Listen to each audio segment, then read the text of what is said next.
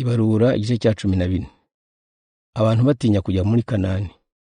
Abisirayeli barara basakuza barira, bitotombera Musa na Aroni, bati ibi birutwa nuko tuba twarapfiriye mu Misiri cyangwa muri ubu butayu.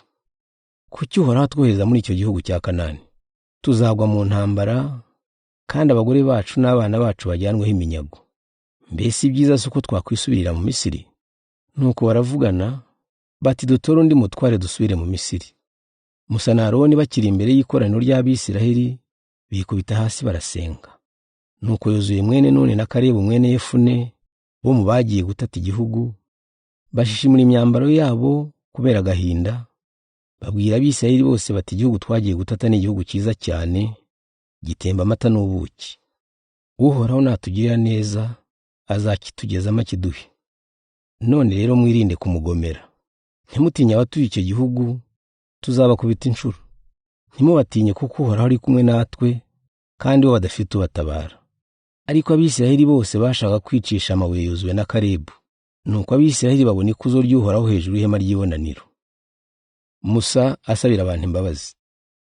Uhoraho abwira Musa ati Abisirayeli bazansuzugura bageze ryari?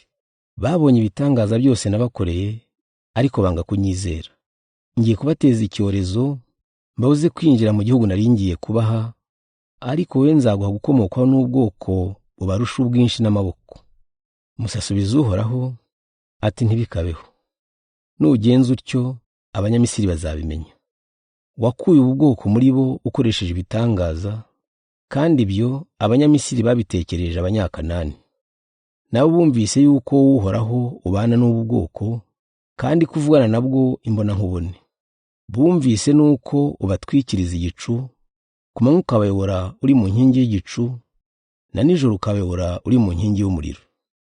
None nurimburira ubu bwoko bwose icyarimwe, amahanga azumva ibyo wakoze azavuga ati Uhoraho ntiyashoboye kugeza Abisirayeli mu gihugu yabasezeranyije, niyo mpamvu yabiciye mu butayu. None rero Nyagasani, erekana ubushobozi bwawe. Warivugiye uti Nduhoraho, ntinda kurakara kandi nuje urukundo, mbabarira abantu ibicumuro n'ubugome, ariko simbura guhana abagome n'abana babo n'abuzukuru babo n'abuzukuruza babo. None rero kubera urukundo rwawe rwinshi, babarira Abisirayeli ibicumuro byabo, nk'uko utahwemye kubabarira kuva bavuye mu Misiri kugeza ubu. Uhoraho asubiza Musa ati ndababariye nk'uko binsabye.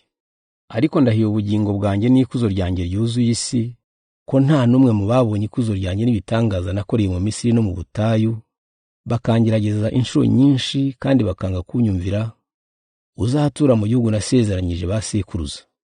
Nta n'umwe mu bansuzugura uzakibamo.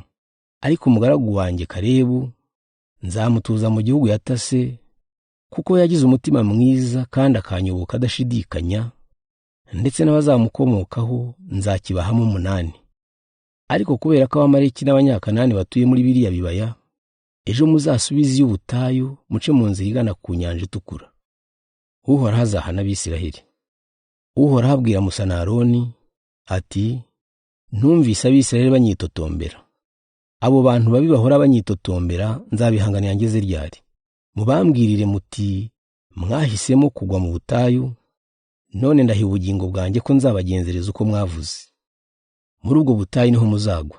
Ababaruwe mwese mumaze imyaka 20 n'abayirengeje, muzapfa kuko munyitotombera. Ntimuzinjira mu gihugu narahiye kuzabaha. Hazinjiramo gusa Kalebu mwene Yefune na Yozuwe mwene Nuni. Abana banyu mwavuze ko bazajyanwaho iminyago, niho bazatura muri icyo gihugu mwanze maze bakimenyere. Naho mwe muzagwa muri ubu butayu. Abana banyu bazamara imyaka 40 baragiye amatungo mu butayu, baryozwa ubuhemu bwanyu kugeza igihe mwese muzahashirira.